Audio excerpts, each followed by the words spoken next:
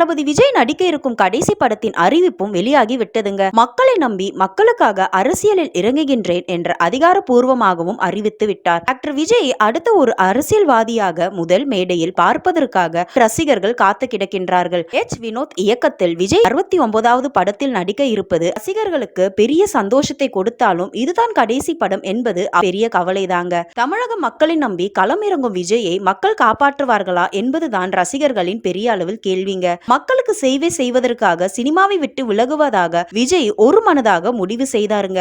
ஒரு யூடியூபர் ஒருத்தர் விஜயின் சினிமா யூகம் பற்றி கருத்து தெரிவித்திருக்கிறாருங்க. விஜய்க்கு என் கார்டே இல்லை, கண்டிப்பாக அவர் சினிமாவில் திரும்பி வருவார். 2026ஆம் ஆண்டு தேர்தல் கை கொடுக்காததும் அடுத்த தேர்தல் 2031ஆம் ஆண்டு நடக்கும் என்பதால் அந்த 5 ஆண்டு இடைவெளியில் விஜய் கண்டிப்பாக சினிமாவில் நடிக்க வாய்ப்புள்ளது என சர்ச்சைக்குரிய கருத்தை ஒன்றை தெரிவித்துள்ளாருங்க. தளபதி தீவிர ரசிகர்கள் இதை லைக் பண்ணி சப்ஸ்கிரைப் பண்ணிடுங்க. தேங்க்யூ.